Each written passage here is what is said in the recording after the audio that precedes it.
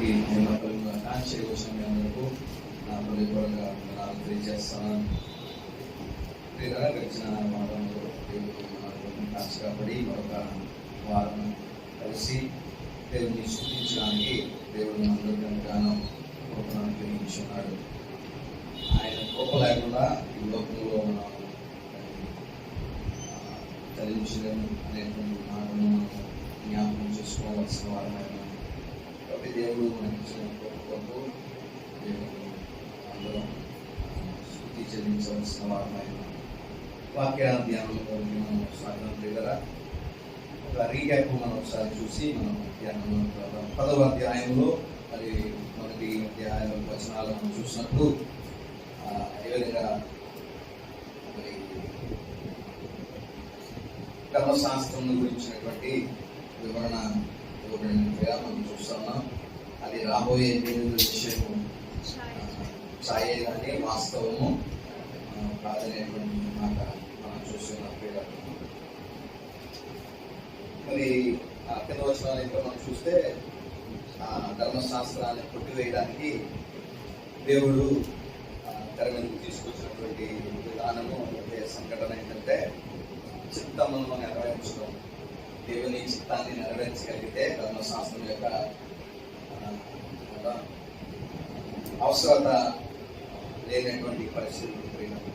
కాబట్టి దేవుడు మరి యేసుక్రీస్తు ప్రభువుకు ఒక శరీరాన్ని వాక్ అయినటువంటి దేవుడికి దేవుడు తండ్రి అయిన దేవుడు శరీరాన్ని అమర్చి ఉన్నారు.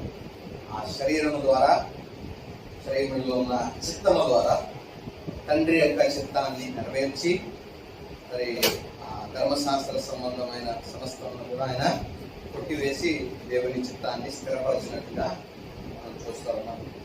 మరి అటువంటి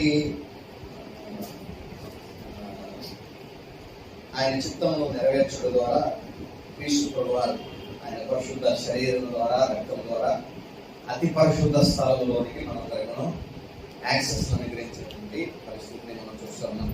ఈ దినము 19 నుంచి వచనాలు చదువుకుందాం, ధ్యానం చేద్దాం. ఈ విధంగా రాయబడతా ఉంది. మొదటి 19వ వచనంలో మొదటి భాగము సహోదరులారా అనేటువంటి మాట వాడబడింది. ఇంగ్లీష్ బైబిల్లో కానీ లేదా కొన్ని ఇంగ్లీష్లోనే ఇంకా మిగిలిన ట్రాన్స్లేషన్స్ కనుక మనం చూస్తే దేర్ఫోర్ బ్రదరన్ అనేటువంటి మాట ఉపయోగించబడింది. అదే దేర్ఫోర్ బ్రదర్స్ అనేటువంటి మాట. అంటే దేర్ఫోర్ అనేటువంటిది అక్కడ మరి చాలా ప్రాముఖ్యత సంతరించుకుంది. కాబట్టి అనేటువంటి మాటను మనం అర్థం చేసుకోవాలి. కాబట్టి సహోదరులారా అంటే ఈ ఒక అవుట్లైన్ ఒకసారి మనం చూడగలిగితే మొదటి అధ్యాయము 1వ వచనం నుండి 10వ అధ్యాయము 18వ వచనం వరకు ఒక భాగంగా మనం చూస్తాం. మొదటి అధ్యాయం 1వ వచనం నుండి 10వ అధ్యాయము 18వ వచనం వరకు ఒక భాగం. ఈ భాగం అంతా కూడా ఏంటంటే బోధ, యూదులకు అతను చేసేటువంటి సిద్ధాంతం అంటే క్రీస్తుని గురించినటువంటి బోధ అంతా కూడా మొదటి భాగంలో మనం చూస్తాం. 1వ అధ్యాయం నుండి 10వ అధ్యాయము 18వ వచనం వరకు ఇదంతా కూడా క్రీస్తును వారికి ప్రతిబింబింపజేస్తున్నాడు, లేకపోతే క్రీస్తును అర్థమయ్యే రీతిలో వారికి బోధిస్తాము. ఆ క్రీస్తే పాపములకు మొదట ఎందుకు చేస్తున్నాం చూస్తే ఆ క్రీస్తే దేవుని యొక్క పూర్తిమత్వము, ఆ క్రీస్తే పాపములకు శుద్ధీకరణ చేసేవాడు, ఆ క్రీస్తే దేవదూతల కన్నా హెచ్చైన నామం కలిగిన వాడు, ఆ క్రీస్తే తండ్రి కుడి పార్శ్వమందు ఆశీనుడైనటువంటి వాడు. ఇలాగా క్లెయిమ్స్ అన్ని కూడా క్రీస్తుల గురించి చూపెట్టడానికి. తర్వాత 3వ వచనంలో వచ్చేసరికి ఇల్లుల గురించి మాట్లాడు. ఆ దేవుని ఇంటి పైన మోషే ఎలాగైతే నమ్మకంగా ఉన్నాడో అని మాట్లాడుతూ ఆ ఇల్లు క్రీస్తు కడుతున్నటువంటి ఇల్లు మనమే అనేటువంటి మాట భక్తుడు సెలవిచ్చినట్టుగా మనం చూస్తున్నాం. లేదా రాబోయే రెస్ట్ 4వ అధ్యాయం మనం చూస్తే రెస్ట్ గురించి మాట్లాడుతున్నాడు. విశ్రాంతి, ఆ విశ్రాంతి క్రీస్తులోనే మనకి దొరుకుతుంది అని క్రీస్తుని చూస్తాం. తర్వాత ఆయన ఒక ప్రధాన యాజకుడు మెల్కీసెదెకు క్రమం చొప్పున ఆయన ప్రధాన యాజకుడుగా ఆయన కనపరుచుకున్నాడు. ఆయన్ని ఒక ఏంటో యాంకర్గా చూపించాడు. అంటే యాంకర్ అంటే లంగర్. బోట్స్కి ఎలాగైతే షిప్స్కి లంగరు ఎలాగైతే ఉపయోగపడుతుందో, అంటే ఆ స్థితి నుండి డిబేట్ అయిపోకుండా వారి విశ్వాసములకు లంగర్ లాగా యేసుక్రీస్తు ప్రభు వారు మనకున్నారు అనేటువంటి విషయం మనం చూసాం. తర్వాత ఆయన సుపీరియర్ ప్రీస్టుడ్, తర్వాత ఆయనకి అత్యున్నతమైన నామము ఏమేమి ఉన్నాయో అవన్నింటినీ ఒక గ్రేట్ షెపర్డ్గా చూపించారు. 11వ అధ్యాయంలో రాబోతున్నది. అయితే ఈ ముందు ఉన్న వాడబడిన ఏమేమి పోలికలు ఉన్నాయో వాటన్నింటినీ క్రీస్తుకు అన్వయించి క్రీస్తును ప్రొజెక్ట్ చేసి హైలైట్ చేసి వారికి క్రీస్తు కూడా దేవుడు అనేటువంటి బోధ వారికి చూపించినట్టుగా మొదటి భాగంలో మనం చూస్తాం. ఎందుకంటే యూదులు నమ్మేటువంటిది ఏంటంటే మోనోయిథిజం, అంటే దేవుడు ఒకడే, అది తండ్రి అయిన దేవుడే అని నమ్ముతారు. కుమారుని ప్రవక్తగా నమ్ముతారు, కానీ ఆయన దేవుడిగా వారు అంగీకరించలేదు. కాబట్టి క్రీస్తును మరి దేవుడిగా వారికి పరిచయం చేయడానికి పాత నిబంధనలో ఉన్నటువంటి ఏమేమి ఉన్నాయో వాటన్నింటినీ వివరించి వారికి చెప్పడం, తర్వాత కొన్ని అనాలజీలు ఉపయోగించి క్రీస్తును దేవుడిగా ప్రొజెక్ట్ చేయడానికి మొదటి ప్రయత్నంగా మనం చూస్తా ఉన్నాం మొదటి భాగంలో. రెండవ భాగము ఇప్పుడు ఏంటంటే బోధ అంతా అయిపోయింది. ఇప్పుడు రెండవ భాగం ఏంటంటే బాధ్యత, అంటే విధులు.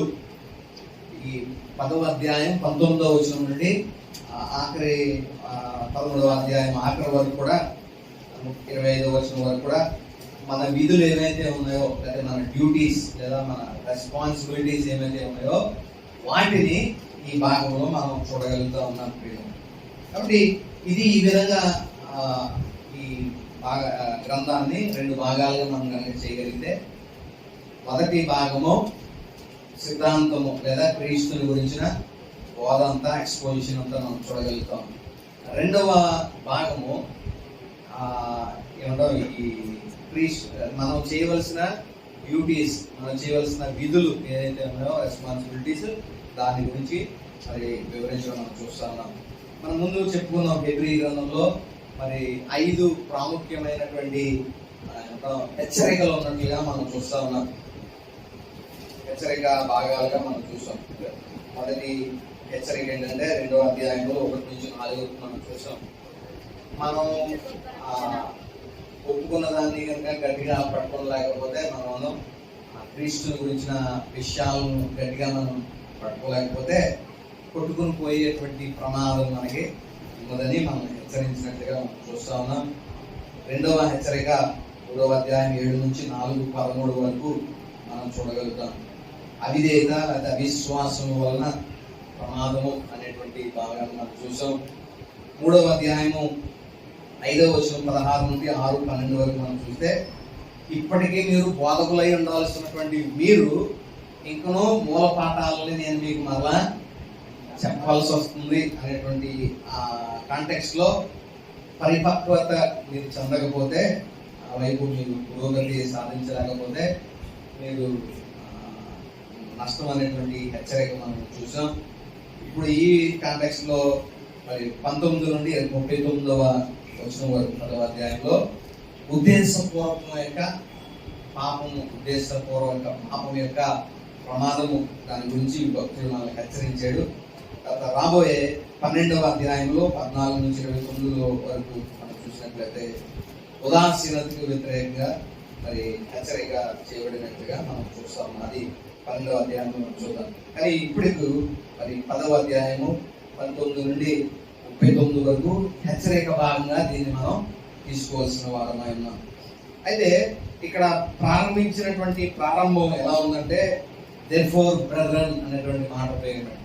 అంటే ఇంత టీచింగ్ చేశాడు, అంటే ఇంత వివరణ క్రీస్తుని గురించి ఇచ్చి, కాబట్టి సహోదరులారా మీరు ఇప్పుడు స్పందించాల్సిన అవసరం ఉంది, అయితే మీరు ఇప్పుడు నిర్ణయం తీసుకోవాల్సిన అవసరం ఉంది, అయితే మీరు బోధకు మీరు మీ ప్రతిస్పందన అవసరమై ఉంది అన్నట్లుగా వారిని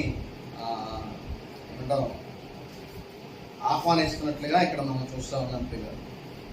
ఏంటి ముందు జరిగింది ఏంటి అని కనుక మనం ఆలోచన చేస్తే మరి చాలా విషయాలు, మరి క్రీస్తుని గురించినటువంటి విషయాలు మనం చూస్తా ఉన్నాం. చాలా మార్పులు జరిగింది. ఏంటంటే బలి విధానాన్ని ఆయన మార్చేశాడు. మీరు అన్నదినము మీరు ఇంకా బలి అర్పించాల్సిన లేదు, అదే ఏటేటా మీరు పాపం నిమిత్తము పాప పరిహారాన్ని బలి మీరు అర్పించాల్సిన అవసరత లేదు. క్రీస్తే మీ కొరకు ఆ బలిని అర్పించాడని బలి విధానాన్ని మార్చాడు. కాబట్టి మీరు ఇప్పుడు ఇలా చేయండి అన్నట్లుగా చెప్తా ఉన్నాడు ప్రియ. బలి విధానం మాత్రమే కాదు, నిబంధనను కూడా ఆయన మార్చాడు. పాత నిబంధనలు లేకపోతే ధర్మశాస్త్రాన్ని తీసివేసి ధర్మశాస్త్రానికి బదులుగా కొత్త నిబంధనను క్రీస్తు ప్రభువారు ఉనికిలోని తీసుకుని వచ్చారు. అంటే పాత నిబంధనలో మనం చేసిన ఉద్దేశపూర్వకమైన పాపములన్నిటికీ కూడా మరణ శిక్ష విధింపబడతాం. ఇంటెన్సిటీని బట్టి, అది దొంగతనము, అది మరొకరిని చంపేయడము, అది విచారము, ఏ పాపం ఉందో దాని యొక్క ఇంటెన్సిటీని బట్టి ఆ వ్యక్తికి శిక్ష విధింపబడతాం. కానీ నూతన నిబంధనలో ఆయన చేసిన నిబంధనలో నేను మీ పాపములకి అన్నిటికీ జ్ఞాపకము చేసుకున్నాను అనేటువంటి మాట మనం చూస్తాం. తర్వాత వారికి అతి పరిశుద్ధ స్థలంలోకి వెళ్ళేటువంటి అవకాశం లేకపోయింది. కానీ క్రీస్తు ప్రభు యాజకత్వం ద్వారా, ఆయన మరణం ద్వారా ఆయన పరిశుద్ధ స్థలమును అతి పరిశుద్ధ స్థలములకు వేరుపరిచేటువంటి ఆ తెరను ఆయన రెండుగా చింపివేయడం ద్వారా అతి పరిశుద్ధ స్థలంలోనికి మనకి యాక్సెస్ అనేటువంటిది ఇవ్వబడినట్లుగా మనం చూస్తా ఉన్నాం. అంటే ఆ యాక్సెస్ ను కూడా ప్రభువారు అక్కడ వరకే పరిమితమయ్యారు. అక్కడ ఆవరణం వరకే ఇశ్రాయేలీలు పరిమితమయ్యారు. లేవీలు కూడా అతి పరిశుద్ధ స్థలం వరకే పరిమితమయ్యారు. ప్రధాన యాజకుడు కూడా అతి పరిశుద్ధ స్థలంలోకి వెళ్ళడానికి ఒక్క రోజుకు మాత్రమే అతనికి పరిమితి చేయబడింది. అదే అటోన్మెంట్ దినమున. అంతే. కాబట్టి ఈ విధంగా క్రీస్తు ఇన్ని చేశాడు మీకోసం. యాజకత్వాన్ని మార్చాడు, ధర్మశాస్త్రాన్ని మార్చాడు, గుడారాన్ని కూడా, ఈలోక గుడారం తీసి పరలోక గుడారాన్ని యేసు ప్రభు పరలోకంలో ఒక గుడారాన్ని, చేతి పని కాని గుడారాన్ని ప్రభు చేసాడు అనేటువంటి విషయాన్ని మనం చూస్తాము. కాబట్టి ఇన్ని చేసాడు కాబట్టి, దేర్ఫోర్ ఇన్ని చేశాడు కాబట్టి మీరు ప్రభు దగ్గరికి రావడానికి ఇంకా అడ్డేంటి అన్నట్లుగా వాళ్ళని దేవుని సన్నిధికి ఆహ్వానిస్తా ఉన్నాడు. వీళ్ళు మనం చూసాం కదా, మెయిన్ ఈ పత్రిక రాయడం యొక్క ఉద్దేశం మనం చూసాం ఏంటంటే, యూదులు క్రైస్తవ్యం నుండి మరి వెనక్కి వెళ్ళిపోవడానికి సిద్ధంగా ఉన్నారు వారికి కలిగినటువంటి శ్రమలు బట్టి. కాబట్టి ఆ శ్రమలు బట్టి వారు వెనక్కి వెళ్ళిపోకుండా మరలా క్రీస్తులోనికి వారిని నడిపించడానికి ఉద్దేశింపబడినటువంటి పత్రికగా దీన్ని మనం చూడగలుగుతాం ప్రియులు. కాబట్టి ఇన్ని క్రీస్తు మీ కొరకు చేశాడు. బలిని తీసివేశాడు, తర్వాత యాజకత్వాన్ని తీసాడు, పాత నిబంధన ధర్మశాస్త్రం తీసి దానిలో కొత్త నిబంధనను ఆయన చేశాడు. ఇలాగ ఇన్ని చేశాడు కాబట్టి దేవుడి దగ్గర రావడానికి ఇంకా మీకు ఆటంకం ఏంటి, అడ్డేంటి అన్నట్లుగా ఆ వాక్యాన్ని మనం చూడగలుగుతా ఉన్నాం. కాబట్టి సహోదరులారా, అంటే కాబట్టి అనేటువంటి మాటకు అంత అర్థం మనం చూడగలుగుతాం. కాబట్టి అనేటువంటి మాట అంత అర్థం ఇస్తా ఉంది. కాబట్టి మనం జాగ్రత్తగా గమనిద్దాం. పైన జరిగినటువంటి సంఘటనలన్నింటినీ ఆధారం చేసుకుని మీరు క్రీస్తు ప్రభు వద్దకు రాండి అని వారిని ఆహ్వానిస్తున్నట్టుగా మనం చూస్తున్నాం. కాబట్టి సహోదరులారా, యేసు మన కొరకు ప్రతిష్ఠించిన మార్గము అనగా నూతనమైనది జీవము గలది ఆయన శరీరము ద్వారా ఏర్పరచబడినది అయిన మార్గము ఆయన రక్తము వలన పరిశుద్ధ స్థలమందు ప్రవేశించుటకు మనకు ధైర్యము కలిగి ఉన్నది కనుక. ఈ మాటను జాగ్రత్తగా మనం గమనిస్తే యేసు మన కొరకు ఒక మార్గాన్ని ఆయన ప్రతిష్ఠించినట్లుగా మనం చూస్తా ఉన్నాం. ఆ మార్గము నూతనమైనది, ఇది వరకు ఉన్నటువంటి ఆ మార్గం కాదు, ఒక క్రొత్త మార్గాన్ని దేవుడు చేశాడు. తర్వాత జీవము గలది. అందుకనే చాలా సార్లు మాట్లాడతా మీ మృత క్రియలు, డెడ్ వర్క్స్ అనేటువంటి మాట ఉపయోగింపబడింది. అంటే పాత నిబంధన యొక్క ఆచారాలన్నీ కూడా డెడ్ వర్క్స్ గా భక్తులు పరిగణించడం మనం చూస్తా ఉన్నాం. అంటే ఇప్పుడు క్రీస్తును ఆధారం చేసుకుని చేసేటువంటి ఏదైతే మనం అర్పించే బలి ఏదైతే ఉందో అది మరణ సంబంధమైనది కాదు, జీవము కలిగినటువంటి. ఇదివరకు వారు అర్పించే అర్పణలు కానీ వారు చేసే బలియాగాలు కానీ అవన్నీ దేవునికి దృష్టికి ఎలా ఉన్నాయంటే డెడ్ వర్క్స్, అంటే మృత క్రియలు లాగా దేవునికి అనిపించింది. కానీ ఇప్పుడు క్రీస్తు ప్రభు ద్వారా ఒక ఆరాధికుడు దేవుడిని ఆరాధించినప్పుడు, క్రీస్తు ద్వారా అతడు యాక్సెస్ పొందినప్పుడు అది జీవము కలిగినటువంటి ఆరాధనగా మనం చూడగలుగుతా ఉన్నాం. కాబట్టి దేవుడు మన కొరకు ఏర్పరిచినటువంటి ఈ మార్గము మొదట అది నూతనమైనది, తర్వాత రెండోది జీవము కలిగినటువంటిది. ఆయన శరీరం అనే తెర ద్వారా ఆయన ఈ మార్గాన్ని ఏర్పాటు చేసినట్టుగా మనం చూస్తా ఉన్నాం. ఈ మాట ఈ కొటేషన్ మీద ఏమన్నా చదవగలిగితే చదవగలిగితే ఇది ఏమంటా ఇస్రాయిల్ దేశంలో హోలీ మౌంట్ దగ్గర ఉన్నటువంటి ఒక సైన్ అనేటువంటి సైన్ గా మనం చూస్తా ఉన్నాం. ఏంటంటే అనౌన్స్మెంట్ అండ్ వార్నింగ్ అని రాయబడింది. పైకి చదవగలిగితే చదవం, సరే. Announcement and warning. According to the Torah, it is forbidden for any person to enter the area of the temple mount due to its sacredness అని చెప్పి the chief rabbinate of Israel, Israel లో యూదుల్లో ప్రప్రథమైనటువంటి ఆ chief రబ్బైన్ అంటే ఆ బోధకుల్లో ప్రథమమైనటువంటి వాడు ఇచ్చినటువంటి మరి ఈ అనౌన్స్మెంట్, వార్నింగ్ ఏంటంటే ఆ పరిశుద్ధ పర్వతం మీదకి ఎవరు కూడా యూదుడు అనేటువంటి వారు ఎవరు వెళ్ళకూడదు అని హెచ్చరిక పెట్టారు. ఎందుకంటే డ్యూటీ ఇట్స్ సీక్రెట్నెస్, ఎందుకంటే అది చాలా పవిత్రమైనది లేదా పరిశుద్ధమైన స్థలము. ఆ పరిశుద్ధ స్థలము కాబట్టి యూదులు ఎవరు కూడా పైకి వెళ్ళకూడదు అనేటువంటి ఒక హెచ్చరిక పెట్టి ఉన్నారు మీరు.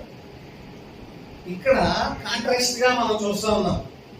దేవుడు అతి పరిశుద్ధ స్థలంలోనికి మనిషికి ఏమి ఇచ్చాడంటే వెళ్ళడానికి అవకాశం ఇచ్చాడు. కానీ ఏం చెప్తున్నారు, పరిశుద్ధ స్థలం కాబట్టి మనం అక్కడికి వెళ్ళకూడదు అంటే వాళ్ళ ఉద్దేశం ఏంటంటే పరిశుద్ధ స్థలముకు మనం దూరంగా. కానీ దేవుడు మనల్ని ఏం కోరుకుంటాడంటే పరిశుద్ధ స్థలంలోనికి మనం రావాలని దేవుడు కోరుకుంటాడు. అంటే పరిశుద్ధ స్థలం అంటే ఇంకోటి ఆ స్థలం ప్రాముఖ్యం కాదండి, దేవుడు యొక్క ప్రజెన్స్ ఎక్కడ ఉందో ఆ ప్రజెన్స్ అదే పరిశుద్ధమైన స్థలంగా మనం చూడగలుగుతాం. కాబట్టి ఎక్కడ ఇద్దరు ముగ్గురు నామాన్ని కూడితే దేవుని యొక్క ప్రజెన్స్ ఎక్కడ ఖచ్చితంగా ఉంటుంది. కాబట్టి అది పరిశుద్ధ స్థలంగా మనం భావిస్తాం. అంటే స్థలం ప్రాముఖ్యం కాదు, ఎక్కడ ఇద్దరు ముగ్గురు కూడి ఆయన నామమున ఏకీభవించి ప్రార్థిస్తారో వారి మధ్యన ఉంటానని దేవుడు వాగ్దానం చేశాడు. కాబట్టి ఇద్దరు ముగ్గురు దేవుని నామమున మనం కూడుకొనడమే అది ప్రాముఖ్యమైనది. కాబట్టి స్థలం కాదు ప్రాముఖ్యమైనది. దేవుడు మనల్ని ఎక్కడ ఉండాలని దేవుడు కోరుకుని ఆశిస్తున్నాడంటే అతి పరిశుద్ధ స్థలంలో లేదా ఆయన ఉండే స్థలంలో మనం ఉండాలని దేవుడు ఆశిస్తున్నాడు. కానీ యూదులకి అలా కాదు, దేవుడు ఉండే స్థలాన్ని మనం దర్శించకూడదు లేదా ఆ స్థలంలో మనం పాదము మోపకూడదు అన్నట్లుగా వాళ్ళు భావిస్తూ ఉన్నారు. కాబట్టి ఆ విధంగా ఈ హెచ్చరికను చూస్తేనే యూదులు ఏ విధంగా దేవుని యొక్క పరిశుద్ధ స్థలం నుండి ఎంత దూరంగా ఉన్నారనేటువంటిది అర్థమవుతుంది. కాబట్టి ఎందుకంటే అప్పటి వరకు ఆ ప్రత్యక్ష గుడారమే వాళ్ళు అలా చేసింది. ఏంటంటే అతి పరిశుద్ధ స్థలంలోనికి వెళ్ళకూడదు ఎవరో అనేటువంటి విధానం. ఆ విధానం కూడా అలాగే ఉంది. ఎవరన్నా పొరపాటున వెళ్తే వాళ్ళు మరణించేటువంటి అవకాశం కూడా ఉంది. ఈ ప్రధాన యాజకుడు కూడా ఒక సంవత్సరానికి వెళ్ళే ఒకసారి కూడా చాలా మరి అతను తాను శుద్ధీకరించుకుని వెళ్ళాడు. ఒకవేళ అందుకనే అతనికి ఈ నడుమున తాడు కట్టి పంపించేవాడు. తాడును ఒక గంట ఒకటి ఉండేది. అతడు చేసినటువంటి ఏమంటాం ప్రోక్షించే సమయం అంతా కూడా అతను కదులుతూ ఉంటాడు కాబట్టి గంట మోగుతూ ఉంటుంది. ఎప్పుడైతే గంట మొగడం ఆగిపోయిందో అతను గంట కొట్టేసాడనే అటువంటి అభిప్రాయంతో తాడుని బయట పెట్టుకునేవారు. ఒక తాడుని, ఆ తాడుతో ఆ వ్యక్తిని బయటికి లాగేవారు. వాళ్ళు అతను తీయడానికి అతను ఒక వ్యక్తి వెళ్ళినా అతను మరణించేటువంటి అవకాశం ఉంది. కాబట్టి ఆ తాడు ఆ విధంగా పనిచేసేది ప్రియులు.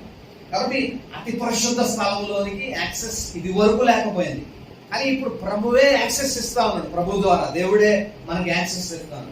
కాబట్టి మనం చాలా ఫ్రీగా అతి పరిశుద్ధ స్థలంలోనికి రావడానికి ఎటువంటి ఆటంకం లేకుండా దేవుడి సన్నిధిలో మనకు రావడానికి గొప్ప అవకాశాన్ని ఇచ్చాడు. కాబట్టి ఇక మీద ఈ పరిశుద్ధ స్థలం దానిలోకి వెళ్ళడానికి మనం అవకాశం లేదు అనేటటువంటి మాటల్లో మనం పట్టించుకోవాల్సిన లేదు ప్రియులారా.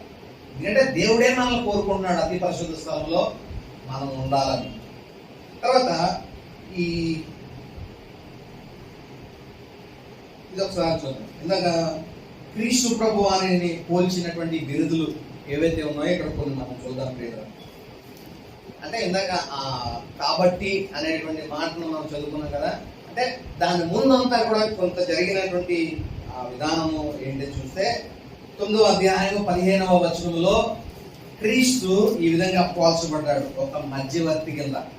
మధ్యవర్తి అంటే ఇరు పక్షాలను ఏమంటాం, వారి మధ్య సఖ్యత అయితే వారి మధ్య సంబంధాన్ని నెలకొల్పడానికి ప్రయత్నించేటువంటి వ్యక్తి ఈ మధ్యవర్తి, మీడియేటర్. యేసుక్రీస్తు ప్రభు వారు మనకు ఒక మీడియేటర్ గా ఇక్కడ మనం చూసాం 9వ అధ్యాయం 15వ వచనంలో. దేవుణ్ణి మనుషుల్ని కలపడానికి ఒక మధ్యవర్తి కింద యేసుక్రీస్తు ప్రభు వారు వచ్చారు. 1వ అధ్యాయం 3వ వచనంలో మనం చూసినప్పుడు పాపము విషయంలో తానే శుద్ధీకరణ చేసినటువంటి వాడు, ఈజ్ ద ప్యూరిఫైయర్. ఆయన పరిశుద్ధపరిచేటువంటి వ్యక్తి, పాపములను నుండి మనల్ని విడిపించి పరిశుద్ధపరచువాడు. తర్వాత ఆథర్ అనేటువంటి మాట మనం చూస్తా ఉన్నాం. ఇంకా రాబోయే 12వ అధ్యాయంలో మనం చూస్తాం విశ్వాసమునకు కర్త అనేటువంటి మాట మనం చూస్తాం. ఆథర్ అనే మాటకు అర్థం కర్త. ఆయన విశ్వాసంకు మాత్రమే కాదు కర్త, రక్షణకు కూడా ఆయన కర్త అని 2వ అధ్యాయము 10వ వచనంలో మనం చూస్తా ఉన్నాం. చూడండి 2వ అధ్యాయము.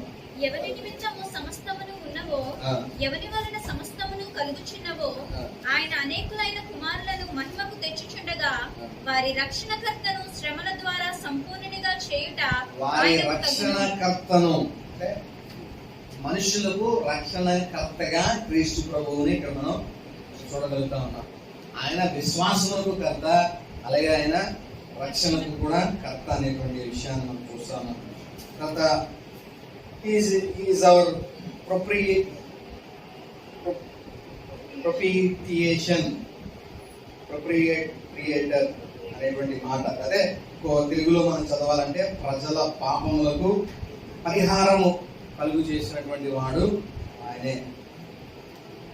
ప్రొపిటియేషన్ 2:17లో మనం చూస్తే మన పాపములన్నిటి నిమిత్తము ప్రాయశ్చిత్తము చేసినటువంటి దేవుడుగా ఆయన మనం చూస్తా ఉన్నాం. 2వ అధ్యాయము 17వ వచనంలో ప్రజల పాపములకు పరిహారము కలుగు చేయుటకై దేవుని సంబంధమైన కనికరమును నమ్మకం గల ప్రధాన యాజకుడు నిమిత్తము అన్ని విషయములు ఆయన తన సహోదరుడు వంటి వాడు కావలసి వచ్చును. ప్రజల పాపములకు పరిహారము కలుగు చేసినటువంటి వాడు. కదా ఈజ్ అవర్ సోర్స్. దేనికి ఆయన సోర్స్ అంటే మన రక్షణకు ఆయన మూలము, మన రక్షణకు ఆయన మూలమైన వ్యక్తిగా 5:9లో మనం చూస్తాం. ఇందాక చెప్పుకున్నాం యాంకర్. ఆయన మన విశ్వాసములకు ఆయన ఒక లంగర్ లాగా ఆయన పనిచేశాడు. యేసుక్రీస్తు ప్రభువు మన విశ్వాసములకు యాంకర్ గా మనం చూస్తాం. Is our forerunner. ఫోరన్నర్ అంటే మనకన్నా ముందు ఉన్నటువంటి వాడు. అంటే మన తరపున, మన పక్షమున ఆయన మనకు ముందుగా తండ్రి వద్ద వెళ్ళినటువంటి వాడు. 6:20లో మనం చూస్తా ఉన్నాం.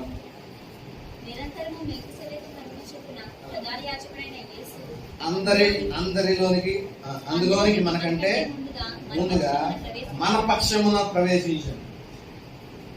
మనకంటే ముందుగా మన పక్షమున అంటే మన తరపున ఆయన ఫోరన్నర్ గా యేసుక్రీస్తు వారు మరి చూస్తా ఉన్నాం. తర్వాత ఆయన ఒక టాన్ వేయిగా మనం చూస్తాము, అంటే చిరిగిన తెరగా మనం చూస్తాము. ఆయన శరీరమును తెర ద్వారా మనల్ని అతి పరిశుద్ధ స్థలంలోనికి ప్రవేశానికి ఆయన అవకాశం కల్పించాడు. 10వ అధ్యాయము చదువుకున్న 19లో మనం చూస్తాము. ఆయన శరీరమును తెర ద్వారా ఆయన శరీరం అనే తెర. ఏర్పరచబడిన అంటే ఇక్కడ తెర అంటే ఎవరు సూచిస్తుందంటే క్రీస్తు ప్రభు వారిని సాదృశ్యంగా మనం చూడగలుగుతాం. తర్వాత 13లోకి రాబోతున్న దాంట్లో ఆయన గొర్రెల గొప్ప కాపరి అయిన యేసు క్రీస్తు అనే మాట మనం చూస్తాం. అంటే క్రీస్తుకు ఉపయోగించినటువంటి పర్యాయ పదాలు లేకపోతే విడుదలుగా వీటిని మనం చూడగలుగుతాం. కాబట్టి ఇంతలాగా క్రీస్తు మన కొరకు ఇన్ని కార్యాలు చేస్తున్నాడు. కాబట్టి మనం క్రీస్తు దగ్గరకు ఆయన పరిశుద్ధ సింహాసనం ఎదుగు రావడానికి మనం ఏ భయము పడవసరం లేదు అనేటువంటి మాట మనం చూస్తాము. తర్వాత ఈ మాటను జాగ్రత్తగా మనం ఈ దృశ్యాలను ఒకసారి గమనించండి. మొదటిది చూస్తే మీకు ఏం జ్ఞాపకం రావాలంటే, పాపం చేసినప్పుడు ఏదైనా వనంలో ఆదామును అవ్వను దేవుడు ఏం చేశాడంటే, ఏదైనా వనంలో నుండి ఆయన బయటికి నెట్టివేసి ఒక దూతను ఖడ్గముతో ఆయన కావలి ఉంచాడు. ఎందుకంటే జీవవృక్ష ఫలమును కూడా ఒకవేళ వారు తినేస్తారేమో అనే ఉద్దేశంతో దాన్ని కావలి ఉంచినట్లుగా మనం చూస్తా ఉన్నాం. అంటే ఆదామును అవ్వను దేవుడు పాపం చేయడం ద్వారా ఆయన పరిశుద్ధ సన్నిధిలో నుండి, లేదా మరో చెప్పాలంటే ఏదైనా వనంలో నుండి వారిని బయటికి నెట్టివేయడం వెళ్ళగొట్టడం మనం చూస్తా ఉన్నాం. ఇప్పుడు యేసుక్రీస్తు ప్రభువారు మరణం ద్వారా, ఆయన శరీరం అనే మరణం ద్వారా తెర ఏం చేయబడిందంటే రెండుగా చీలిపోయింది. అతి పరిశుద్ధ స్థలంలోని అతి పరిశుద్ధ స్థలంలోనికి వెళ్ళడానికి మనిషికి అవకాశం కల్పించబడింది. కాబట్టి దేవుడు ఇప్పుడు వరకు పరిశుద్ధ స్థలంలోకి రాకుండా మనిషిని అడ్డగించాడు. లేదా మరో చెప్పాలంటే పరిశుద్ధ స్థలంలో లేకుండా మనిషిని దూరంగా పెట్టాడు. ఇప్పుడు క్రీస్తు ప్రభు మరణం ద్వారా మరలా అదే మనిషిని దేవుడు ఆయన పరిశుద్ధ స్థలంలోనికి రావడానికి ఒక మార్గాన్ని క్రీస్తు మరణం ద్వారా ఆయన ఏర్పరిచినట్టుగా మనం చూస్తా ఉన్నాం. కాబట్టి దీన్ని మనం చూడగలిగితే ఏమని చెప్పుకోవచ్చు అంటే, ఆ కార్యాన్ని లేదా ఆ చర్యను ప్రతి చర్యగా మనం చూస్తాం. అన్డూయింగ్ ఆఫ్ ఆదికాండంలో జరిగిన సంఘటన, తోటలో నుండి వెళ్ళగొట్టిన సంఘటనకు అన్డూయింగ్ గా దీన్ని మనం చూడగలుగుతాం. అన్డూయింగ్ అంటే చేసిన దాన్ని మరలా పునరుద్ధరించడం. కాబట్టి ఈ విషయాలను జాగ్రత్తగా మనం గమనించాలి ప్రియులారా. ఏదైనా వనంలో నుండి నెట్టివేయబడ్డ ఆదామును అవ్వను దేవుడే మరలా ఆయన అతి పరిశుద్ధ స్థలము, ఏదైనా వనం అప్పటి వరకు ఎలా ఉండిందంటే వారి పాపం చేయనంత వరకు కూడా చాలా పవిత్రంగా లేకపోతే పరిశుద్ధంగా దేవుని యొక్క సన్నిధి వారితో ఉండేది. ప్రతి చల్లపూట దేవుడు వారితో సహవాసము సాంగత్యము చేసి ఉండేటువంటి వాడు. కాబట్టి ఇప్పుడు ఆయన ఏమంటారు, మనిషి పాపం చేయడం ద్వారా ఆ పరిశుద్ధత నుండి యాక్సెస్ మనిషి కోల్పోయాడు. ఒక విధంగా చెప్పాలంటే దేవుడే వారిని ఆ యాక్సెస్ లేకుండా పంపివేసినట్లుగా మనం చూస్తా ఉన్నాం. అంటే యాక్సెస్ అంటే దేవుడి దగ్గరికి రావాలని దేవుడు ఎప్పుడూ కోరుకునేవాడు, కానీ మనిషి దాన్ని కోల్పోయాడు. దేవుడిని పరిశుద్ధతలోనికి వెళ్ళేటువంటి అవకాశాన్ని మనిషి ఆ పాపము ద్వారా కోల్పోయినట్లుగా మనం చూస్తాం. ఇప్పుడు క్రీస్తు ప్రభు మరణం ద్వారా అతి పరిశుద్ధ స్థలంలోనికి మనకు యాక్సెస్ ఇవ్వబడింది. కాబట్టి ఇప్పుడు ఒక విధంగా మనం చూడాలంటే ఏం చేయొచ్చు అంటే, దేవుడు ఏదైనా వనంలో మనిషిని వెళ్ళగొట్టేశాడు. ఇప్పుడు ఈ సంఘటన ద్వారా దేవుడు మరలా వారందరినీ సమకూరుస్తున్నాడు. రండి మనం మరలా పరిశుద్ధ స్థలంలోనికి వెళ్దామని దేవుడు ఆహ్వానిస్తున్నట్లుగా మనం చూడగలుగుతాం. కానీ ఇందాక చూసినటువంటి మనం ఆ హోలీ మౌంట్ యొక్క సన్నివేశాన్ని మనం చూస్తే, దేవుడు మనం పరిశుద్ధ స్థలంలోనికి రమ్మని పిలుస్తున్నా సరే, బాబోయ్ వద్దు, అది పరిశుద్ధ స్థలం, మనం కాలిపోతాం, బూడిదైపోతాం అని యూదులు ఇంకనూ దాన్ని మరి నమ్మలేనటువంటి పరిస్థితి. అయితే అతి పరిశుద్ధ స్థలముకి యాక్సెస్ ఇచ్చిన దాన్ని వాడలేనటువంటి దాన్ని వినియోగించలేనటువంటి పరిస్థితుల్లో వారు ఉన్నట్లుగా మనం చూస్తా ఉన్నాం. కాబట్టి ఈ మాటలో ఆయన పరిశుద్ధ సింహాసనానికి మనం ధైర్యంగా వెళ్ళొచ్చు అనేటువంటి మాట మనం చదువుతా ఉన్నాం. 20వ వచనంలో మనం చదివాం కదా, శరీరమును త్వర ద్వారా ఏర్పరచబడిన మార్గము ఆయన రక్తము వలన పరిశుద్ధ స్థలమందు ప్రవేశించుటకు మనకు ధైర్యము కలిగి ఉన్నది. ధైర్యంగా మనం ఆ పరిశుద్ధ స్థలంలోకి వెళ్ళవచ్చు. ఇది వరకు ఆ పరిశుద్ధ స్థలంలోనికి వెళ్ళాలంటే ప్రధాన యాజకుడు ఒక్కడే వెళ్ళేవాడు. ఆ ఒక్కడు కూడా ఎలా వెళ్ళేవాడు అంటే చాలా భయపడుతూ వెళ్ళేవాడు. నాలో ఒకవేళ పాపము ఉంటే నేను ఖచ్చితంగా అక్కడే మరణిస్తానేమో అని ఆ గుడారము అతి పరిశుద్ధ స్థలంలోకి వెళ్ళడానికి జడిసేవారు ఆ ప్రధాన యాజకులు సైతం కూడా. కాబట్టి మనిషికి పరిశుద్ధ స్థలంలోకి వెళ్ళాలంటే ఉన్న ఒక భయము ఉండింది. ఇప్పుడు ఆ భయాన్ని దేవుడు తీసివేసాడు. ధైర్యంగా మనం అతి పరిశుద్ధ స్థలంలో దేవుని సన్నిధిలో, ఎందుకంటే అంటే మనం పాపం చేసి విచ్చలవిడిగా మనం జీవించి దేవుని సన్నిధికి మనం వెళ్ళొచ్చని కాదు దాని అర్థం. అలా ఉన్నటువంటి పరిస్థితి అయినప్పటికీ కూడా దాన్ని బట్టి దేవుడు మనల్ని తృణీకరించడు. ఆ పాపాన్ని బట్టి దేవుడు మనల్ని అసహించుకోడు. ఎందుకంటే దేన్ని బట్టి మనం అంగీకరింపబడతామంటే మనం మన క్రియలు బట్టి అంగీకరింపబడతలేదు. యేసుక్రీస్తు ప్రభువారు మనందరి తరపున తండ్రి చిత్తాన్ని ఆయన నెరవేర్చాడు. కాబట్టి నీవు నాకు ఒక శరీరాన్ని అమర్చితివి. శరీరము క్రీస్తు ప్రభువుకి ఎంత ప్రాముఖ్యం, మనకెంత ప్రాముఖ్యం. ఎందుకంటే క్రీస్తు ప్రభు వారి శరీరంలో భూమి మీదకి రావడం మనకి చాలా ప్రాముఖ్యం. ఎందుకంటే మనందరి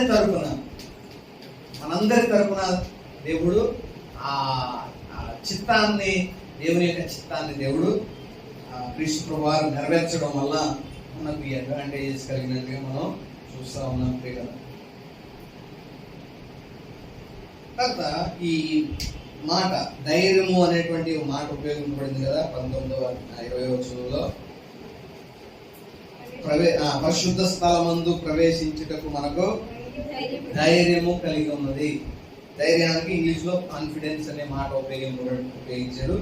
అయితే ఇది గ్రీక్ లో కనుక మనం చూస్తే, అంటే పాత నిబంధనలో రాయబడినటువంటి ఆ వాక్యం అంతా కూడా, అంటే పాత నిబంధన అంతా కూడా ఆదిమ హిబ్రూ నుండి ట్రాన్స్లేట్ చేశారు. కాబట్టి పాత నిబంధనలో ఏ వాక్యము మనం రూట్ వర్డ్ చూడాలంటే ఎక్కడికి వెళ్ళాలంటే హిబ్రూలోకి వెళ్ళాలి. కొత్త నిబంధనలో రూట్ వర్డ్కి వెళ్ళాలంటే గ్రీక్ లోంచి తర్జుమా చేయబడింది కాబట్టి గ్రీక్ మనం తీసుకోవాలి. గ్రీక్ లో వాడబడిన ఆ మాట, ఈ ధైర్యం అనేటువంటి మాట ఉపయోగించిన మాట ఏంటంటే పరిహేషియా అనేటువంటి మాట వాడారు. దీన్ని రెండు మాటల యొక్క కలయిక, పర్ అండ్ హేసిస్ అనేటువంటి మాటలు. పర్ అంటే ఆల్, అన్ని. హేసిస్ అంటే మాటలు, అన్ని మాటలు అనేటువంటి ఒక అర్థం వస్తుంది. అయితే ఇంకా దాన్ని సందర్భాన్ని బట్టి చూస్తే అన్ని చెప్పే స్వేచ్ఛ, అంటే అన్ని మాట్లాడే స్వేచ్ఛ. ఇంకో విధంగా చెప్పాలంటే ఫ్రీడమ్ ఆఫ్ స్పీచ్ అనేటువంటి మాట మనం చూడగలుగుతాం. అందుకే ఈ మాట ఎక్కడ ఉపయోగించినా దానికి ధైర్యంగా క్రీస్తును బోధించారు. అపోస్తుల కార్యాలన్నీ సందర్భాల్లో కూడా ధైర్యమును అనే మాటకు ఉపయోగించినప్పుడు ఇదే మాట, అంటే స్వేచ్ఛగా వారు మాట్లాడాలనుకున్నదే స్వేచ్ఛగా మాట్లాడారు. అంటే ధైర్యంతో ప్రకటించారంటే స్వేచ్ఛగా వారు మాట్లాడాలనుకున్నది మాట్లాడారు అనే అర్థాన్ని ఇస్తా ఉంటుంది. ఇది గ్రీక్ లోంచి ఉపయోగింపబడింది. కాబట్టి ఈ ఎథెన్స్ వార్ రోమ్కి సంబంధించింది. కాబట్టి రోమ్లో ప్రధాన పట్టణములు 3 ఉంటాయి. అందులో ఒకటి ఏథెన్స్, ఒకటి తర్వాత అలెగ్జాండ్రియా, ఒకటి తర్వాత ఏథెన్స్. ఈ 3 పట్టణాల్లో మనం ప్రాముఖ్యంగా మనం చూస్తాం. అందులో ఈ ఏథెన్స్ లో ఉన్నటువంటి ప్రజలు ఏమని భావిస్తారంటే ఇది మనకు ఒక హక్కుగా భావిస్తారు.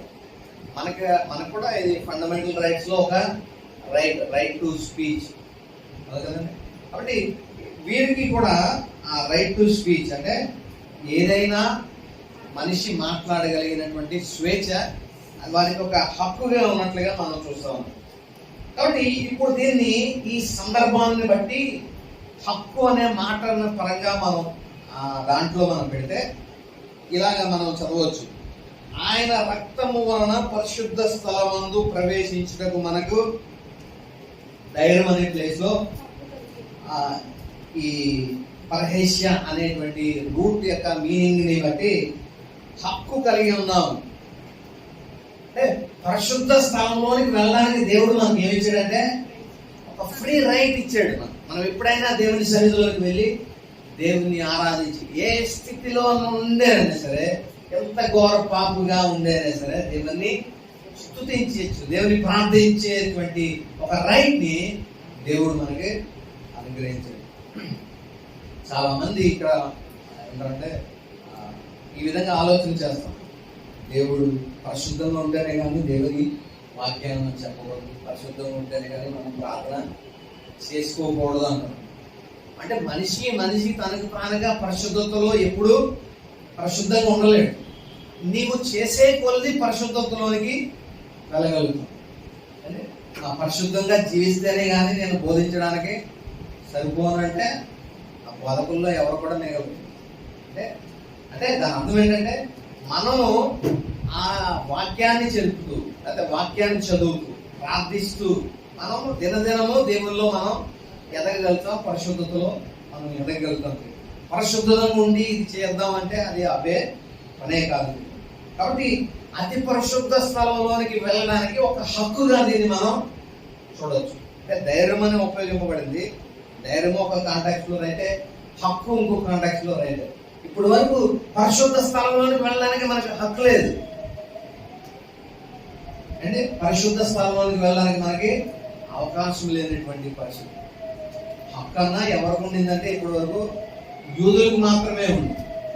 ఆ యూదులు మాత్రమే పరిశుద్ధ స్థలంలో ఆ దేవాలయంలో కూడా ఆ యెరూషలేము దేవాలయంలో అంట ఆ ప్రాంగణం దాటి లోపలికి ఎవరు కూడా యూదేతరు ఎవరు కూడా, అంటే యూదుడు కాకుండా మరి ఎవరు కూడా ఆ ప్రాంగణంలోకి అవకాశము లేనట్లుగా చేశారు. అంటే ఇప్పుడు మనకు చూడండి, ఒకళ్ళైతే యూదుడు కానిటువంటి వాడు దేవుణ్ణి ఆరాధించాలంటే వారికి అవకాశం, దేవాలయానికి వెళ్ళేటువంటి అవకాశం, హక్కు వారికి లేదు. యూదునికి మాత్రమే హక్కు ఉన్నట్లుగా అనుకుంటుంది. ఇప్పుడు ప్రతి వ్యక్తికి, క్రీస్తును ఆశ్రయించే ప్రతి వ్యక్తికి ఆయన ఒక రైట్ ఇస్తున్నాడు, హక్కు ఇస్తున్నాడు. ఏంటి హక్కు అంటే మనందరం కూడా దేవుని అతి పరిశుద్ధ స్థలంలోకి వెళ్ళి దేవుని ఆరాధించేటువంటి హక్కుగా దీన్ని మనం చూడొచ్చు అన్నమాట. కాబట్టి ఈ వాక్యాన్ని జాగ్రత్తగా మనం గమనిస్తే దేవుడు ఇంత మన కొరకు జరిగించాడు కాబట్టి ఆయన ఏదైనా మనలో ఉండి ఆదాము తొలివేశాడు. ఇప్పుడు మనల్ని ఆయన సన్నిధిలోనికి మరలా ఆయన ఆహ్వానిస్తామన్నాడు. Is calling all believers to holy spirit enabled Christ mediating boldness before our father in heaven. అంటే దేవుని యొద్దకు మనల్ని ఆహ్వానిస్తామన్నాడు. ఎవరు ఆహ్వానిస్తున్నారంటే పరిశుద్ధాత్మ దేవుడు మనల్ని ఎనేబుల్ చేస్తున్నాడు. పరిశుద్ధ స్థలంలోనికి వెళ్ళడానికి ఆయన కృపను అనుగ్రహిస్తున్నారు. దేని ద్వారా మనం వెళ్ళగలుగుతాం? ఒక మీడియేటర్ అనుకున్నాను. ఎవరంటే యేసుక్రీస్తు ప్రభు వారి యొక్క పరిశుద్ధ రక్తం ద్వారాను ఆయన తెర అనేటువంటి శరీరం అనేటువంటి తెర చేర్చబడిన చేతలో మనం అతి పరిశుద్ధ స్థలంలోకి మనకు యాక్సెస్ ఇవ్వబడుతుంది. తండ్రి యొద్దకు మనకు యాక్సెస్ ఇవ్వబడుతుంది. కనుకనే ఇప్పుడు మనం ఆ హెబ్రీలో మనం చూస్తాం, రోమా 8లో మనం చూస్తాం కదా, అబ్బా తండ్రి అని మనం ఇప్పుడు ధైర్యంగా మనం మొరపెట్టగలుగుతున్నాం. అంటే దానికి కారణం ఏమంటే యేసుక్రీస్తు ప్రభు ఆయన మనకు అటువంటి యాక్సెస్ ను ఇచ్చినట్లుగా మనం చూస్తాం. తర్వాత ధైర్యము, అయితే ఈ హక్కు అనేటువంటిది మనకు ఎలా వచ్చింది? ధైర్యం మనకు ఎలా వచ్చింది? మనం భక్తి వల్ల వచ్చిందా? మనం చేసే నీతి వల్ల వచ్చిందా? అంటే దేవుని సన్నిధిలో మన నీతి, మన భక్తి కూడా గురికి గుడలతో సమానమని మనం చూడగలుగుతాం. కానీ మనకు దేవుని పరిశుద్ధ స్థలంలోకి, దేవుని ఇమీడియట్ ప్రెజెన్స్ లోకి మనకి వెళ్ళాలంటే దానికి ఒక వ్యక్తి కారణమయ్యాడు. ఆయన యేసుక్రీస్తు వారు ఆయన రక్తం ద్వారా, తన అపరాధములన్నీ తొలగింపబడుట చేత ఈ ధైర్యము హక్కు మనకు సాధ్యపడతా ఉంటుంది. కాబట్టి ఆ క్రీస్తు ద్వారా మనం దేవుని అతి పరిశుద్ధ స్థలంలోనికి వెళ్ళి మనము ఆరాధించగలిగిన అవకాశం దేవుడు ఇచ్చాడు. యూదులకు దేవుని సన్నిధికి వెళ్ళాలంటే లేదా తండ్రి యొద్దకు వెళ్ళాలంటే వారికి అవకాశం లేకపోయింది. వారు ఉపయోగించినటువంటి పద్ధతిని ఎలాగ ఉండేదంటే సరోగేట్ పద్ధతిన వారు దేవుని ఆరాధించేవారు. సరోగేట్ అంటే ఇంతవరకు మనం చూస్తాం, ఇప్పుడు కూడా మన కల్చర్లో వచ్చింది. సరోగేసి అనేటువంటిది ఏంటంటే ఒక స్త్రీకి పిల్లలు పుట్టలేకపోయారు అనుకోండి, వాళ్ళు ఏం చేస్తారంటే మరొక పిల్లలు పుట్టేటువంటి ఒక స్త్రీని వారి గర్భాన్ని అదిరి తీసుకుంటారు.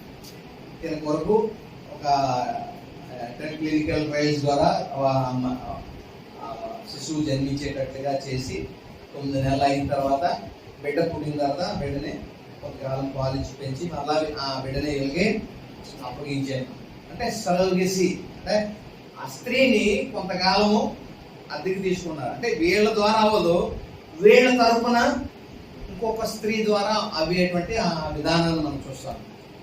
యూదులు ఆచరించేటువంటి పద్ధతి కూడా ఇలాగే ఉండేది.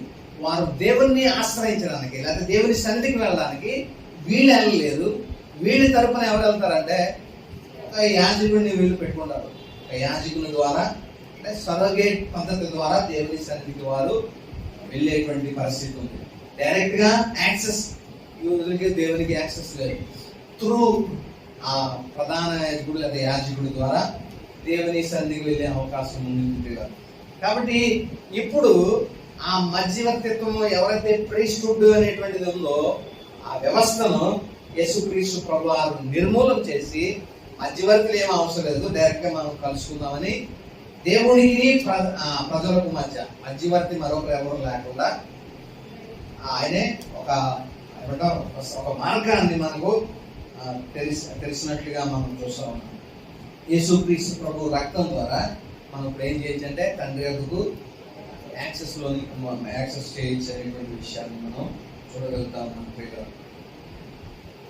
ఇది ఒక యూదునికి చాలా ప్రాముఖ్యమైనటువంటి ఒక ఘట్టం. ఎందుకంటే ఏదైనా వనంలో నుండి నెట్టివేయబడిన తర్వాత నుండి మనిషికి ఎక్కడ కూడా దేవునితో యాక్సెస్ అనేటువంటిది లేకపోయింది. సినాయి పర్వతం దగ్గర సన్నివేశాన్ని ఒకసారి మనం జ్ఞాపకం చేసుకుంటే, సినాయి పర్వతం మీద దేవుడు నేను వారితో మాట్లాడి ముఖాముఖిగా నేను వారిని దర్శిస్తానని దేవుడు మోషేతో చెప్పినప్పుడు మోషే ప్రజలందరికీ చెప్తాడు, ఈ కొండ మీదకి దేవుడు దిగి రాబోతా ఉన్నాడు, కాబట్టి కొండని ఎవరు కూడా మీరు తాకొద్దు, తాకితే కనుక మీరు చనిపోతారు, కొండకి కొంచెం దూరంగా ఉండండి, దేవుడు మనందరితో మాట్లాడబోతానంటే ఆ పరిశుద్ధపరచుకోండి అంటే అందరూ పరిశుద్ధపరచుకున్నారు. ఆ దేవుడి మహిమ షకీన మేఘంతో ఆ కొండ మీద దిగి స్వరంతో మాట్లాడుతుంటే వాళ్ళందరికీ గుండెల్లో భయం పుట్టుకుంది. ఆ ఒక్కొక్క మాటకి వారు మేము దేవుడు కనుక మాట్లాడితే మేము చనిపోతాం, మేము చూసి ఆయన జీవించలేము, ఆయన మాట్లాడితే విని మేము బ్రతకలేము అనేటువంటి మాటలు వారు చెప్పారు. దేవుణ్ణి చూసి మేము బ్రతకలేము, ఆయన మాట్లాడితే విని మేము జీవించలేము అనేటువంటి మాటలు మాట్లాడి మేము వినలేము ఈ మాటలు, మా తరపున మోసే నువ్వే విని ఆ మాటలు ఏవో మాకు మళ్ళా చెప్పు అని అప్పుడే ఒక మధ్యవర్తిత్వాన్ని వారు కోరుకున్నట్లుగా మనం చూస్తూ ఉన్నాం. అందుకని అక్కడ ఒక మాట అవసరంగా చెప్పి మీ కొరకు దేవుడు ఒక ప్రవక్తని లేపబోతా ఉన్నాడు, ఆయనను చూసి ఇక్కడ ఏం జరిగింది, దేవుణ్ణి చూసి వారు బ్రతకలేకపోయారు, ఆయన మాట విని వారు జీవించలేనటువంటి పరిస్థితి. ఆయన్ని చూసి మీరు బ్రతుకుతారు, ఆయన మాట విని మీరు బ్రతుకుతారు, అటువంటి ప్రవక్తను దేవుడు మీ మధ్యన లేపబోతున్నాడని ఒక ప్రవచనం చెప్పారు. అంటే అది యేసుక్రీస్తుని గురించిన ప్రవచనం. కాబట్టి అదే విధంగా ఇప్పుడు అతి పరిశుద్ధ స్థలంలో ఆ మధ్యవర్తిత్వం ఎవరైతే యాజకుని ద్వారా వెళ్ళేవారో ఆ యాజకుని తీసివేసి ఇప్పుడు దేవుణ్ణి చూసి కూడా మనం ఆ ప్రజలు బ్రతుకుతారు, దేవుడి మాట విని కూడా వారు బ్రతికేటువంటి అతి పరిశుద్ధ స్థలంలోకి వారికి యాక్సెస్ ఇవ్వబడింది. కాబట్టి ఇది యూదులకు ఒక బ్రేక్ త్రూ లాంటిది. ఏంటంటే ఇప్పుడు దాకా ఒక బంధింపబడిన స్థితిలో, లేకపోతే ఫ్రీడమ్, దేవుని స్వతంత్రంగా ఆరాధించలేనటువంటి స్థితిలో ఉన్న వారికి ఎంత స్వాతంత్రము, దేవుని సన్నిధికి వెళ్ళి దేవుని సన్నిధిలో మరి ధైర్యంగా దేవుని మయం ఆరాధించేటువంటి అవకాశం కలిగినప్పటికీ కూడా చాలా మంది ఇప్పుడు వరకు కూడా యూదులైనటువంటి వారు ఆయన్ని మెస్సయ్యగానే చూస్తున్నారు. ప్రవక్తగానే చూస్తున్నారు, కానీ మెస్సయ్యగా ఆయన్ని చూడలేకపోయినటువంటి పరిస్థితి మనం చూస్తాం. కాబట్టి ఈ పరిశుద్ధ స్థలమందు ప్రవేశించడం మనకి యూదులకి నిషేధింపబడింది. ఇప్పుడు ఈ వచనం ద్వారా, 2 వచనాల ద్వారా యూదులకు, యూదేతరులకు కూడా, అన్యులకు కూడా, ప్రతి మనిషికి కూడా అతి పరిశుద్ధ స్థలంలో దేవుడు యాక్సెస్ ఇచ్చినట్లుగా మనం చూస్తా ఉన్నాం. కాబట్టి ఈ 4 విషయాలు ఇక్కడ ఒక వ్యక్తికి, ఆరాధకునికి ఈ 4 బ్లెస్సింగ్స్ ఇవ్వబడింది. ఏంటి ఆ 4 బ్లెస్సింగ్స్ అంటే, మనం చూస్తా ఉన్నాం, అతి పరిశుద్ధ స్థలములోనికి మార్గము సుగమం చేయబడింది. అంటే ఇప్పుడు ఒక ఆరాధకుడు అతి పరిశుద్ధ స్థలంలోనికి వెళ్ళేటువంటి గొప్ప బ్లెస్సింగ్ మనిషికి దక్కింది. హోలియెస్ట్ ఓపెన్ అప్, అంటే పరిశుద్ధ స్థలమందు ప్రవేశము ఇవ్వబడింది. అప్పుడు వరకు పరిశుద్ధ స్థలంలోనికి అవకాశం లేదు, కానీ ఇప్పుడు పరిశుద్ధ స్థలముకు అవకాశం ఇవ్వబడింది. రెండోది బోల్డ్నెస్ ఇన్ ద బ్లడ్, అంటే క్రీస్తు ప్రభువు అనే రక్తము ద్వారా మనకు ఆ అవకాశము ఇవ్వబడింది. క్రీస్తు ప్రభు రక్తం మనకు ఉంది ఇప్పుడు. అంటే కాబట్టి మనకి ఎలా వెళ్ళవచ్చు అంటే, ఒక హక్కుగా, ఒక ఏమంటాం, మనకి ఒక ధైర్యంగా దేవుని సన్నిధిలో మనం వెళ్ళగలిగినటువంటి స్థితి ఉంది. మూడోది న్యూ అండ్ లివింగ్ వే, నూతనమైనది, జీవము కలిగినటువంటి మార్గం. ప్రార్థన లాంటిది కాదు ఈ మార్గము, డెడ్ వర్క్స్ లాంటిది కాదు. ఒక జీవముతో కూడినటువంటి ఆరాధన ఒక వ్యక్తి చేయగలుగుతాడు దేవుని సన్నిధిలో.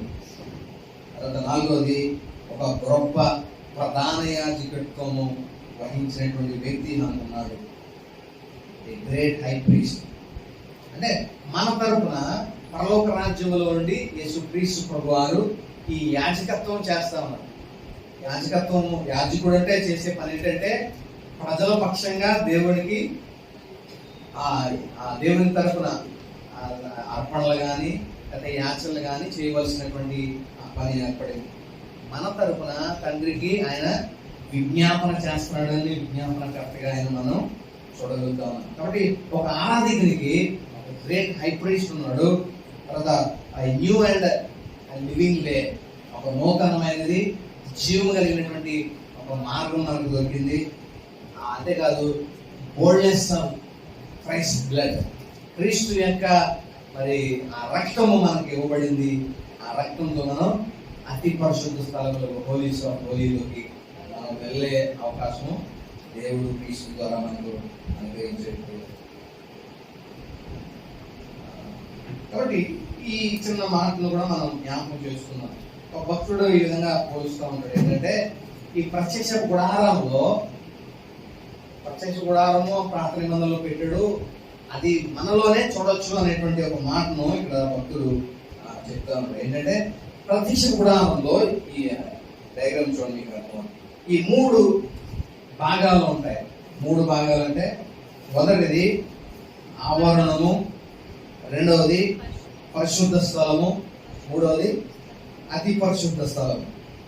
పరిశుద్ధ స్థలమును అతి పరిశుద్ధ స్థలమును వేరుపరిచేటువంటి మధ్యలో ఒక తెర ఉంది. ఇక్కడ దాకా అతి పరిశుద్ధ ఆవరణంలో ఎవరన్నా రావచ్చు, యూదులే, యూదేతరులు రావడానికి లేదు. యూదులు ఎవరన్నా వచ్చి వాళ్ళు చేసిన అపరాధములను బట్టి వాళ్ళు బలి అర్పణ ఇచ్చేటువంటి అవకాశం ఉంది. అయితే ఈ అతి పరిశుద్ధ స్థలంలోనికి, పరిశుద్ధ స్థలంలోనికి యాజకుడు మాత్రమే వచ్చి అక్కడ ఉన్నటువంటి టేబుల్ ఆఫ్ షూ బ్రెడ్, సన్నిధి రొట్టెలు మారుస్తూ ఉంటాడు. అక్కడ గోల్డెన్ ఆల్టర్ మీద ఇన్సెన్స్, ధూపం వేసేటువంటి పరిస్థితి ఉంది. తర్వాత ఆ లోపల ఈ గోల్డెన్ మెనోరా అంటారంటే, బంగారు ఇలా ఉంటాయి కదా, 7 దీపస్తంభం, అదీప స్తంభంలో నూనె పోసి దాన్ని ఇప్పుడు ఇరిగేటట్టుగా చేసేటువంటి బాధ్యత యాజకుడు. అతి పరిశుద్ధ స్థలంలో ప్రధాన యాజకుడు మాత్రమే ఉండేవాడు. అందులో మందసం మీద కరుణాపీఠం ఉండేది. అయితే ఇది మన శరీరంగా దీన్ని మనం ఒక భక్తుడు వివరించాడు. చూడాలి, ఈ బయట భాగం అంతా కూడా, ఆవరణం అనేటువంటి భాగం అంతా కూడా శరీరంగా భావిస్తే, శరీరం లోపల ఏముంటుంది? శరీరాన్ని దాటుకుని లోపలికి వెళ్తే మనకు ఒక మనస్సు ఉంటుంది. ఆ మనస్సు లోపల ఇంకా లోపల ఉండేటువంటి ఇంకొక భాగము ఆత్మ. మనస్సు అంటే ఆత్మ, మనస్సు, శరీరం, మానవులోని 3 భాగాలు. ఇప్పుడు ఈ పాత నిబంధనలో యూదులకు ఆరాధించేటువంటి విధానం ఎక్కడ దాకా వచ్చి ఆరాధించగలుగుతారంటే ఆవరం దాకా వచ్చి ఆరాధించగలుగుతారు. మనసుకి వెళ్ళి ఆరాధించే అవకాశం లేదు. ఎందుకంటే వాళ్ళకి ఎంట్రీ ఎక్కడ వరకు ఉందంటే ఆవరణం వరకే ఉంది. కాబట్టి శరీరంతోనే వారు ఆరాధించేటువంటి అవకాశము యూదులకు ఉండేది. అందుకనే ప్రభు వారు ఒక కొటేషన్ చెప్తారు, ఏంటంటే ఒక కాలము రాబోతా ఉంది, ఆయన్ని ఆరాధించేవారు ఆత్మతోనూ సత్యముతోనూ ఆయన ఆరాధిస్తారు. అంటే ఒక కాలం రాబోతుంది, ఆ కాలం వచ్చినప్పుడు ఆయన్ని ఆరాధించేవారు ఆత్మతో సత్యముతో దేవుని ఆరాధించే ఒక కాలం. అంటే అప్పటి వరకు ఆత్మతోనూ సత్యముతోనూ ఆరాధించే అవకాశము లేదు. కాబట్టి ఆత్మతో ఆరాధించే అవకాశం మనిషికి లేనప్పుడు అప్పుడు మరి దేంతో ఆరాధించి ఉండొచ్చు? వాళ్ళ శరీరాలతో, ఇంకా కొంచెం ఇదైతే ఏమన్నా మనసుతో ఆరాధించి ఉండొచ్చేమో. కానీ ప్రాముఖ్యంగా శరీరం వరకే వారికి ఆరాధించే అవకాశం ఉంది, అంటే ఆవరణం వరకే. అయితే ఇప్పుడు క్రీస్తు ప్రభు వారు ఆయన చెప్పిన మాట ఒకసారి చదివి మనం ముందుకు వెళ్దాం. యోహాను సువార్త 4:23 చదువుదాం.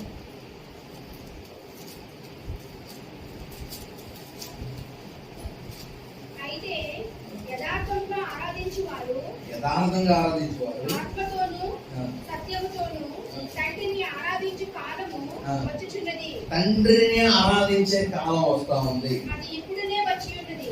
అంటే అప్పుడు వరకు ఆ అవకాశం వారికి లేదు అనేటువంటి విషయాన్ని మనం చూస్తా ఉన్నాం. అంటే ఈ జాగ్రత్తగా కనుక మనం గమనిస్తే ఇంగ్లీష్ బైబిల్లో మాట మనం చదివితే in spirit and in truth అని అంటారు. ఇన్ అంటే మనం అర్థం చేసుకోవాల్సింది ఏంటంటే ఆత్మలో అనేటువంటి అర్థాన్ని ఇస్తున్నారు. తెలుగులో ఎందుకు ఆత్మతో అని రాశారో అర్థం అవ్వలేదు, కానీ ఇంగ్లీష్ లో మనం చూస్తే ఆత్మలో, సత్యము లో వాళ్ళు ఆరాధించేటువంటి అవకాశం. సరే, ఇప్పుడు మనం చూద్దాం. ఈ ప్రత్యక్షపు గుణారం అంతా కూడా ఇదేంటి అంటారు? వాస్తవమా, లేకపోతే రియాలిటీయా, లేకపోతే అదొక ఛాయ? అంటే వాస్తవం కాదు ఇది. అంటే వాస్తవంలో ఆరాధిస్తారు లేదా సత్యములో ఆరాధిస్తారంటే దాని అర్థం ఏంటంటే ఇప్పుడు వరకు వీళ్ళ ఆరాధన అంతా కూడా దేని ద్వారా సాగింది? ఛాయ రూపంలో సాగింది. అనగా వాస్తవం కాని దాంట్లో వీరు దేవుణ్ణి ఆరాధించినటువంటి పరిస్థితి ఏర్పడింది. ఇప్పుడు వచ్చే కాలం వస్తుంది, ఆ వచ్చేవారు ట్రూత్ లో ఆరాధిస్తారు. అంటే దాని అర్థం ఏంటంటే ఈ ప్రత్యక్ష గుడారం పోతుంది. ఈ గుడారంలో మనిషికి యాక్సెస్ ఉండట్లేదు. దేని ద్వారా? మనిషి ఆత్మలో ఆరాధించే అవకాశం ఈ గుడారంలో, ఈ ప్రత్యక్ష గుడారంలో లేదు. కాబట్టి దీన్ని తీసివేసి ఒక రియాలిటీని తీసుకొచ్చారు. దేవుని పరిశుద్ధ స్థలంలోనికి మనిషి దేవుడు యాక్సెస్ ఇచ్చాడు. కాబట్టి ఇప్పుడు మనిషి సరాసరి దేవుని యొక్క ప్రసన్నతలోనికి వెళ్ళి దేవుణ్ణి ఆరాధన. అది వాస్తవమా లేకపోతే ఛాయ? వాస్తవం, అంటే ట్రూత్. అది అంటే సత్యములో దేవుణ్ణి ఆరాధించే అవకాశం ఉంది. ఇప్పుడు పాత నిబంధన వరకు ఈ గుడారం ఉన్నంత వరకు, ప్రత్యేక గుడారము ఉన్నంత వరకు మనిషికి ఆ శరీరంతోనే దేవుని ఆరాధించే అవకాశం ఉంది. కానీ ఇప్పుడు దేవుడు ఏం చేశాడంటే అతి పరిశుద్ధ స్థలంలోనికి వెళ్ళడానికి, అతి పరిశుద్ధ స్థలంలోనికి వెళ్ళడానికి కూడా దేవుడు అవకాశం ఇచ్చాడు. కాబట్టి ఇప్పుడు మనం దేవుని ఆరాధించాలంటే ఎక్కడి నుంచి ఆరాధించచ్చు అంటే ఈ ఈ శరీరం నుండి కాదు, మనస్సు నుండి కాదు, ఇంకా లోపలికి వెళ్ళి ఆత్మలో నుండి మనం దేవుణ్ణి ఆరాధించేటువంటి ఆత్మ అంటే ఆ కాంటెక్స్ట్ లో మనం ఏం చూసుకోవాలంటే అతి పరిశుద్ధ స్థలములో నుండి మనం దేవుణ్ణి ఆరాధించవచ్చు. కాబట్టి ఇప్పుడు ఆత్మతోనూ సత్యంలోను ఇంకా క్లియర్ గా చెప్పాలంటే ఆత్మలోను సత్యములోను మనం దేవుణ్ణి ఆరాధించడం అంటే ఏంటంటే సత్యములో అంటే ఈ గుడారంలో ఇది ఒక ఛాయలో మనం ఆరాధిస్తలేదు, ఏదో రిప్రజెంటేషన్ లో మనం ఆరాధిస్తలేదు, వాస్తవంగా ఇమ్మీడియట్ ప్రజెన్స్ లోనికి మనం దేవునికి అదే సన్నిధికి వెళ్ళి మనం దేవుని ఆరాధిస్తా ఉన్నాం. చూడండి ఎంత గొప్ప, వాళ్ళకి అటువంటి అవకాశం లేకపోయింది. మనం ఇప్పుడు దేవుని సన్నిధికి వెళ్ళాలంటే ఇమ్మీడియట్ ప్రజెన్స్ అంటే ఇప్పుడు దేవుడి సన్నిధి మన మధ్యన ఉంది. ఎందుకంటే 2-3 కన్నా ఎక్కువగా కూడి దేవుని నామాన్ని మనం కూడుకున్నాం కాబట్టి దేవుని ప్రజెన్స్ లోకి మనం వెళ్ళాం. ఇన్ ట్రూత్ మనం ఆరాధిస్తా ఉన్నాం. ఇన్ స్పిరిట్ అంటే ఏంటంటే, ఇన్ స్పిరిట్ అంటే శరీరంతో కాదు ఇప్పుడు మనం ఆరాధించేది, మన ఆత్మలో నుండి మనం దేవుని ఆరాధించేటువంటి అవకాశం. ఇంకా చెప్పాలంటే అతి పరిశుద్ధ స్థలంలో మనం ఆరాధించేటువంటి అవకాశం. అంటే ఆత్మ అంటే ఇట్స్ నైదర్ ఏమంటాం, అది ఒక పాజిటివ్ కాదు, ఒక నెగిటివ్ కాదు, ఏమంటాం మధ్య ఉండే న్యూట్రల్ స్థితి అన్నమాట ఆత్మ అనేటువంటిది. ఇది దేవుణ్ణి ఆరాధించడానికి మరి ఆ ఆత్మ రెల్మలోనికి మనం వెళ్ళి దేవుణ్ణి ఆరాధించేటువంటి ఒక గొప్ప అవకాశము, ఆ వేని దేవుడు మనకు అనుగ్రహించాడు. ఆ స్పిరిట్ రెల్మలోనికి వెళ్ళి దేవుణ్ణి ఆరాధించేటువంటి ఒక గొప్ప అవకాశాన్ని దేవుడు ఆయన క్రీస్తు మరణం ద్వారా, శరీరం అనే చిరుడు ద్వారా అతి పరిశుద్ధ స్థలంలోకి మనకి యాక్సెస్ దొరికింది. తద్వారా స్పిరిట్ రెల్మలోనికి మనం వెళ్ళి దేవుణ్ణి ఆరాధించేటువంటి గొప్ప అవకాశము దేవుడు మనకు అనుగ్రహించేటువంటి. కాబట్టి ఆత్మలోను సత్యములోను మనం దేవుని ఆరాధించే గొప్ప భాగ్యాన్ని దేవుడు మనకు అనుగ్రహించాడు. అలా మనం కూడా ఈ మనస్సుతో లేదా శరీరంతో కాదు దేవుడిని ఆరాధించేది, ఆత్మతో మనం ఆత్మలో సత్యములో దేవుణ్ణి ఆరాధించి ఆయన నామాన్ని మరింత మహిమపరచడానికి దేవుడు గొప్ప సహాయం ఆత్మ ద్వారా మనకు అనుగ్రహించిన గాక. చిన్న ప్రార్థన చేసుకున్నట్టు చెప్పబడిన వాక్యం చిన్న ప్రార్థన. పరిశుద్ధులు మమ్మల్ని ఇచ్చిన మా ప్రియ పరలోక తండ్రి, మీ మంత్రమైన నామమును స్తుతిస్తూ ప్రార్థన చేస్తున్నాను. 10 నిమిషాలు మీ వాక్కు ద్వారా మీరు మాతో మాట్లాడారు, స్తోత్రాలు. మాట్లాడిన ప్రతి మాటలని మా వినికిడిలో మేము పని చేసుకున్న వారమై దాని ప్రకారం మేము జీవించడానికి సహాయం దయచేయమని ప్రార్థిస్తున్నాను. తండ్రి, మీరు మా కొరకు ఆయన గొప్ప భాగ్యాన్ని అనుగ్రహించారు. మీ పరిశుద్ధ సన్నిధిలోకి ధైర్యంగా మేము సమీపించడానికి అది మాకు ఒక హక్కుగా మీరు అనుగ్రహించున్నారు. దాంతో బట్టి మీకు స్తోత్రాలు. అనే ఇంత గొప్ప భాగ్యము, ఇంత గొప్ప అవకాశము మీ ఆత్మ ద్వారా మీరు మాకు అనుగ్రహించిన మీ కుమారుడైన యేసుక్రీస్తు ప్రభు రక్తము ద్వారాను శరీరము ద్వారా మాకు ఇచ్చిన ఈ అవకాశం బట్టి మీకు స్తోత్రాలు. నిత్యంగా మేము ఆత్మలోను సత్యములో ఆరాధిస్తూ మేము ఇంకనూ మహిమపరచగలిగిన కృప ఆత్మ ద్వారా మీరు మాకు అనుగ్రహించమని, వీళ్ళ వాక్యాన్ని మన వీటిలో ఫలింపచేయమని యేసుక్రీస్తు పరిశుద్ధ నామమున స్తుతించి ప్రార్థించి వేడుకుంటున్నాం తండ్రి. ఆమేన్.